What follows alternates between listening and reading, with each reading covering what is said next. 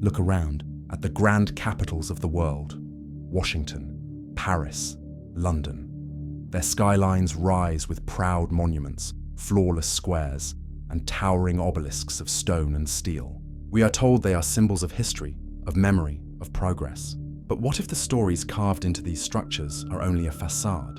What if the monuments you admire every day are not memorials, but devices, hidden technology, designed with sacred geometry, aligned with forces we barely understand?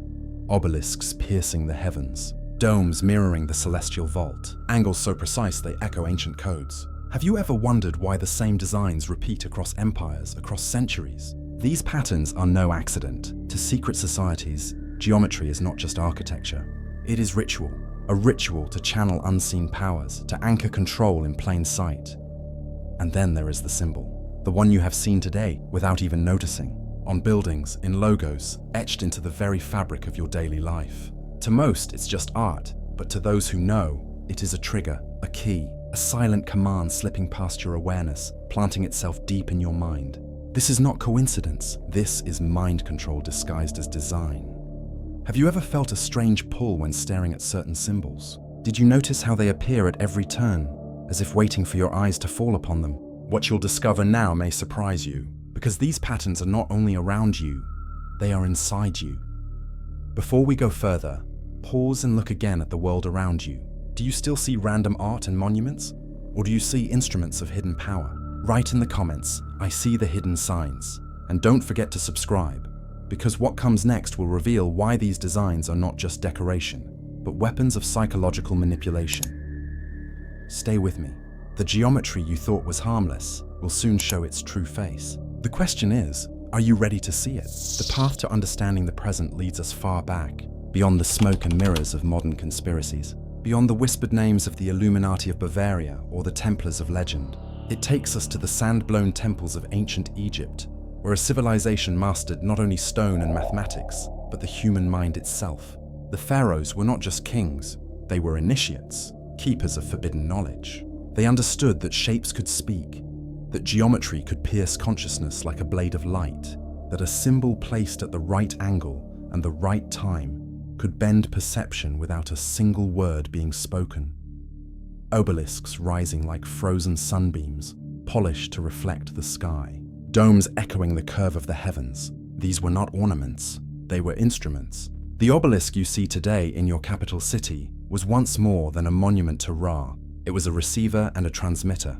In secret chambers, behind columns carved with codes, occult rituals aligned with the stars were performed.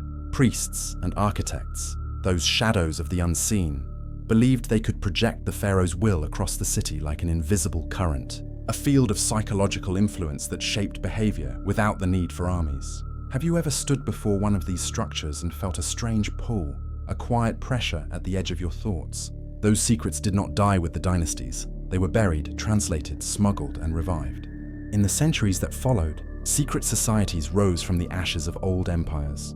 Rosicrucians, speculative Freemasons, orders hidden under false charters, each carrying fragments of a technology that was never meant for public eyes. They spoke of light but moved in darkness, weaving hidden symbols into the architecture of a rational world. Beneath the marble of Enlightenment facades, the same ancient codes were etched. And so the obelisk became the Washington Monument. The dome became Capitol Hill. The grid of your streets became a sigil only the initiated could read. In a forgotten manuscript, some call it the Codex of Thoth, allegedly copied in 1799, there are diagrams of this adaptation. Columns and towers linked to magnetic nodes of the earth. Symbols tuned to the rhythms of crowds. A ritual of geometry to control not the body, but the mind. Imagine a blueprint that instructs not how to build a city, but how to build an influence field. A lattice of manipulation that wraps around your daily life. This is not fantasy. This is the architecture of a dark agenda hiding in plain sight. And as you listen now, you begin to notice the repetition.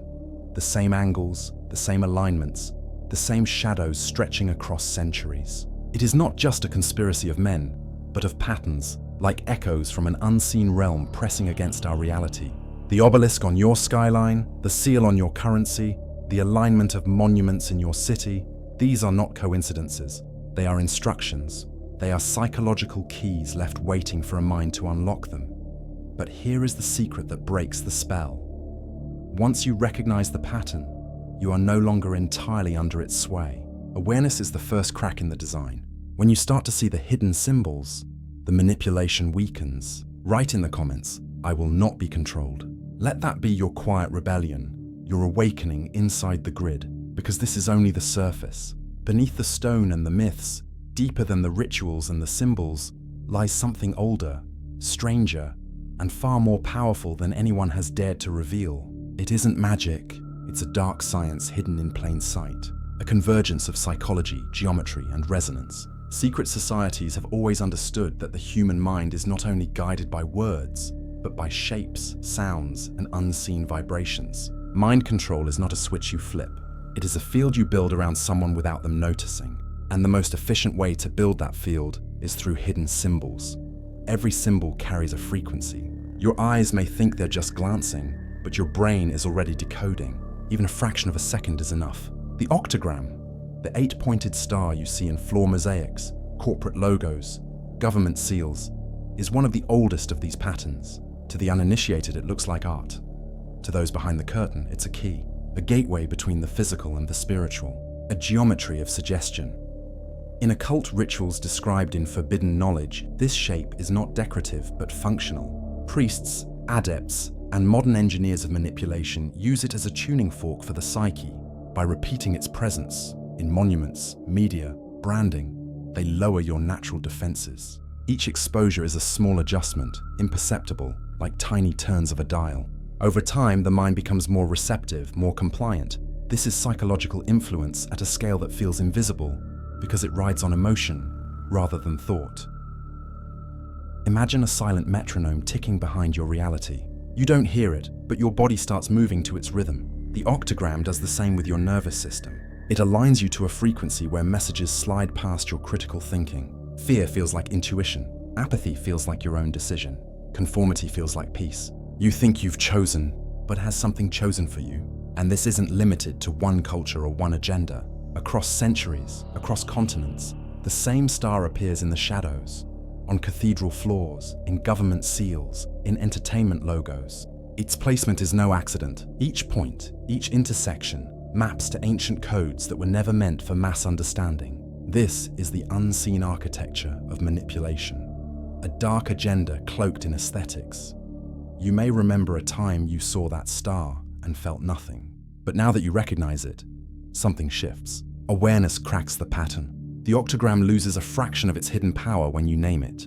When you see the signs, awareness is awakening. Awareness is a quiet rebellion. Because once you notice the mechanism, it cannot operate on you in the same way. This is why those who know guard their symbols so fiercely. Why they encode them not only in stone, but in rituals of repetition, in colors, in slogans, in camera angles. They do not want you to see the mechanism, only the surface. But that's only the surface. Let's go deeper, into the place where frequency meets emotion, and where the oldest conspiracies begin to merge with the newest technologies. It isn't just an isolated pattern. It is a web stretching across continents, hidden in plain sight. What looks like scattered monuments are in fact nodes in a silent network, a lattice built over centuries by hands you were never meant to see. The obelisk at the Place de la Concorde in Paris stands like a needle of stone, but its placement is not random. Draw a line from it to the Arc de Triomphe, to the Louvre, and the geometry emerges like a sigil etched onto the city itself. Each point aligns with precision, as if following ancient codes. It whispers of forbidden knowledge passed quietly from temple to lodge, from lodge to palace, until it became part of the very map you walk upon. Across the ocean, the pattern repeats. The Washington Monument, tallest obelisk in the world, rises from the heart of a capital designed by Freemasons. From the sky, its layout reveals hidden symbols, compasses, squares, pentagrams of avenues, visible only to those who know how to read the lines. And in London, Cleopatra's Needle rests by the Thames, mirrored by its twin in New York. Why would the most powerful nations of the modern world import fragments of ancient Egypt and place them like chess pieces on their board? Why would secret societies weave the same symbols through universities, banks, and government plazas? These are not souvenirs. They are transmitters, anchors on invisible ley lines that lace the earth. points of resonance designed to amplify each other. Obelisks, domes, octograms, each tuned to a frequency of psychological influence, a field of mind control not confined to a single city, but spanning the globe like a dark grid humming beneath everyday life. Have you ever felt the strange familiarity of a place you've never been? The sense of a pattern too vast to name?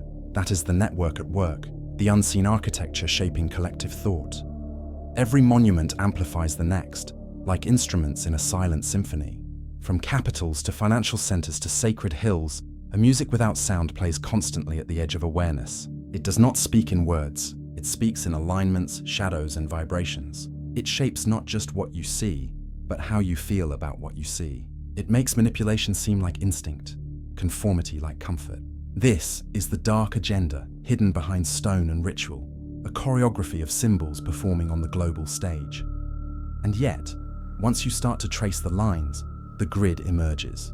You begin to see not isolated structures, but connections, channels of hidden power crossing oceans and centuries. The truth, long buried, becomes a map under your feet. You are no longer just a passerby. You are a witness to a design unfolding in real time. Awareness creates a fracture, a brief moment where the unseen becomes visible. And in that moment, you begin to awaken. But that's only the surface. If these monuments are the visible tips of the network, what lies beneath? The currents, the rituals, the unseen hands directing the symphony, remains even stranger, older, and far more dangerous than anyone dares to say aloud. The age of stone monuments may be fading, but the system behind them hasn't vanished. It has evolved. Where once you had to travel to a city square to stand beneath an obelisk, now the symbols travel to you. They live in the glowing rectangle you hold in your hand. They live in the logos of the corporations that rule your daily routines. They are hidden in the layout of shopping malls, in the geometry of airports, in the cinematography of the films you stream at night. The stage has shifted from plazas to pixels, but the ritual remains. The same sacred geometry, the same hidden symbols, the same triggers. Once carved in stone, now rendered in high-resolution graphics, flowing across your feed with every scroll. The octagram appears in brand marks you trust. The eye appears on packaging and posters. The pyramid hides in design choices that seem harmless, even fashionable. These are not coincidences. They are signals designed to normalize the occult, to weave forbidden knowledge into pop culture until you stop seeing it as strange. The tools of mind control have become entertainment, lifestyle, aesthetic. Secret societies no longer need temples to perform their occult rituals. They have platforms. Algorithms are the new ley lines. Colors, cuts, and camera angles are the new incantations. A brand launch is a ceremony. A viral clip is a sigil that spreads itself. You invite these patterns into your home willingly, unaware of their deeper purpose. And the psychological influence is more subtle, more invasive than a monument ever could be. It doesn't ask you to walk through a square. It meets you in your bedroom, in your car, in the moment before sleep when your defenses are low. Have you ever wondered why so many logos look alike? Why so many patterns repeat across industries that are supposedly unrelated? The octagon in one app, the all-seeing eye in another, the rising triangle embedded in a company's color scheme. This is manipulation through familiarity. The repetition bypasses conscious thought. The shape feels safe, modern, clean, and you accept the product, the idea, the narrative it carries without question. What seems like design trends may in fact be ancient codes, repackaged for the digital age. They sell you products, but they also sell you ideas. They sell you a version of reality, and because it arrives wrapped in style and convenience, you rarely notice the transaction. The dark agenda has learned to hide in plain sight, to blend ritual with marketing, to mask hidden power as user experience. And as the physical obelisks once tuned cities, these digital symbols tune your perception, aligning you with a frequency where suggestion feels like choice. Look again at the apps on your phone, the shows you watch, the stores you enter. How many hidden symbols can you see now that you know what to look for? How many triggers were there all along shaping what you think is yours? The truth of this web is not in a single monument, but in the countless small signs that now surround you. Silent, yet insistent. But that's only the surface. If the symbols have moved from stone to screen, what new form of influence waits beyond the screen, deeper than pixels and patterns, already preparing to step into your mind before you even recognize its shape? They count on your skepticism. They count on your distraction. That is their oldest trick. Secret societies thrive not because they hide in the deepest shadows, but because they hide in the brightest light. They know that most people will walk past a hidden symbol 1,000 times and never see it. They build their power on this blind spot, this invisible manipulation. They believe that forbidden knowledge can stay hidden in plain sight, disguised as architecture, branding, or entertainment, because you will dismiss it as coincidence. But once you start to see, something changes. The grid flickers, the patterns emerge, the unseen begins to reveal itself. Knowledge is the first line of defense. It is the crack in the wall where light slips in. When you name a pattern, you weaken its hold. When you recognize a hidden symbol, it loses a fragment of its hidden power. You cannot unsee what you have seen. And once you begin to notice, you start to question. Why is that shape on your screen? Why is that alignment in your city? Why do these images echo each other across centuries and continents? This is how awakening begins. Not in fear, but in perception. Mind control is not chains around your wrists. It is a lattice around your perception. It is psychological influence delivered through repetition, ritual, and design until you mistake suggestion for instinct. But awareness breaks the loop. Awareness interrupts the spell. The manipulation only works when it is invisible. Once you expose the method, you strip it of its silence. This is not about paranoia. It is about perception sharpened to the point where hidden power can no longer move unchallenged. You may already feel it, a quiet shift. You see the octagram in a logo and pause. You catch the eye in a commercial and wonder. You step into a building and sense the geometry pressing at the edge of your thoughts. These are not coincidences. They are invitations to look deeper. And each time you choose to look, you take back a fraction of your autonomy. This is awakening. This is your subtle rebellion against a dark agenda that feeds on your unawareness. This message is not to give you fear. It is to give you eyes to see. Hidden symbols are only powerful when you cannot name them. Occult rituals are only effective when you believe they are entertainment. The unseen is only dominant when you refuse to look. Knowledge is a mirror, and when you hold it up, you force hidden power to confront itself. Awareness does not destroy the grid, but it creates space inside it. Space where you can decide what enters your mind and what stays out. And now you know. The geometry is no longer just decoration. The manipulation is no longer just background noise. You can see the ancient codes moving through the present. You can sense the forbidden knowledge behind the surface of your daily life. The question that lingers, the one that the shadows fear you asking, is not whether these things are real, but now that you see the signs, now that the truth has brushed against your awareness, what will you choose to do with it? But that's only the surface. If awareness is the first defense, what deeper forms of action, what unseen capacities might be awakened once the spell truly breaks? The web of hidden symbols stretches farther than most can imagine, woven into screens, streets, and the very language of power. Now that you've seen the patterns, you carry a vision many will never notice. This is not the end. It is only another step in a path of revelations. If the truths whispered here stirred something within you, let it guide you deeper. Subscribe to this channel and remain part of the circle that refuses to be blind, a circle that seeks what secret societies never intended to reveal.